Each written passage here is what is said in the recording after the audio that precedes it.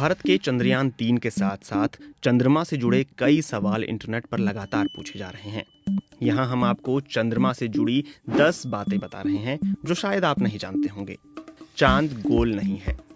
पूर्णिमा के दिन चंद्रमा बिल्कुल गोल नजर आता है, लेकिन असल में यह किसी गेंद की तरह गोल नहीं बल्कि अंडाकार है। जब आप चांद की ओर देख रहे होते हैं तो आपको उसका कुछ हिस्सा ही नजर आता है। इसके साथ ही चांद का भार भी उसके ज्योमेट्रिक सेंटर में नहीं है। ये उसके ज्योमेट्रिक सेंटर से 1.2 मील दूर है। कभी पूरा नहीं दिखता चंद्रमा। अगर आप कभी भी चांद देखते हैं तो आप उसका अधिकतम 59% हिस्सा देख पाते हैं। चांद का 41% हिस्सा धरती से नजर नहीं आता। अगर आप अंतरिक्ष में जाएं और 41% क्षेत्र में खड़े हो जाएं तो आपको धरती नजर नहीं आएगी। ब्लू मून क्या है? माना जाता है कि चंद्रमा से जुड़ा ब्लू मून शब्द साल 1883 में इंडोनेशियाई द्वीप क्राकातोवा में हुए ज्वालामुखी विस्फोट की वजह से इस्तेमाल में आया। इसे पृथ्वी के इतिहास के सबसे भीषण ज्वालामुखी विस्फोटों में गिना जाता है। इस विस्फोट के बाद वायुमंडल में इतनी राख फैल गई कि राख भरी रातों में चांद नीला नजर आया। इसके बाद ही ब्लू मून टर्म की शुरुआत हुई। चांद पर सीक्रेट प्रोजेक्ट। एक दौर ऐसा था जब अमेरिका चांद पर परमाणु हथियारों के इस्तेमाल पर गंभीरता से विचार कर रहा था। इसका मकसद सोवियत संघ को अमेरिकी सैन्य शक्ति से अवगत कराना था ताकि उसे दबाव में लाया जा सके। इस गुप्त परियोजना का नाम a study of lunar research flights और प्रोजेक्ट A119 था। चांद पर गहरे गड्ढे कैसे बने? चीन में कुछ लोगों के बीच एक धारणा प्रचलित थी कि चांद पर एक मेंढक रहता है जो चांद के गड्ढों में बैठता है, लेकिन असल में चांद पर मौजूद इम्पैक्ट क्रेटर यानी गहरे गड्ढे अब से 4 अरब साल पहले आकाशीय पिंडों यानी सेलेस्टियल बॉडीज की टक्कर से बने हैं।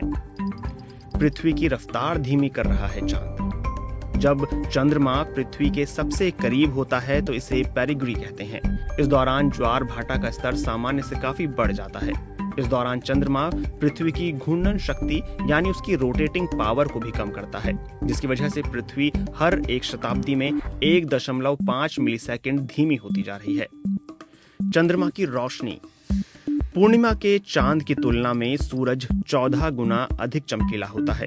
पूर्णमासी के एक चांद से आप अगर सूरज के बराबर की रोशनी चाहेंगे तो आपको 3,98,110 चंद्रमाओं की जरूरत पड़ेगी।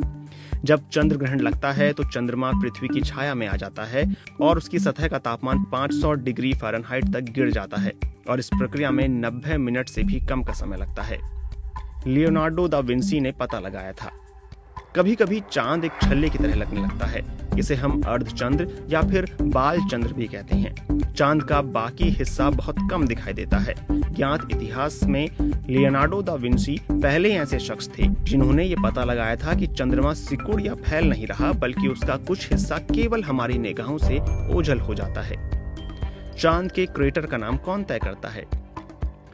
इंटरनेशनल एस्ट्रोनॉमिकल यूनियन न केवल चंद्रमा के गड्ढों बल्कि किसी भी अन्य खगोलीय चीज का नामकरण करता है। चांद के क्रेटर्स के नाम जाने माने वैज्ञानिकों, कलाकारों या एक्सप्लोरर्स के नाम पर रखे जाते हैं। चांद का रहस्यमयी दक्षिणी ध्रुव। चांद का दक्षिणी ध्रुव यानी साउथ पोल का इलाका अभी भी काफी रहस्यमयी माना जाता है। नासा के मुताबिक इस क्षेत्र में ऐसे कई गहरे गड्ढे और पर्वत हैं जिनकी छांव वाली जमीन पर अरबों सालों से सूरज की रोशनी नहीं पहुंची है।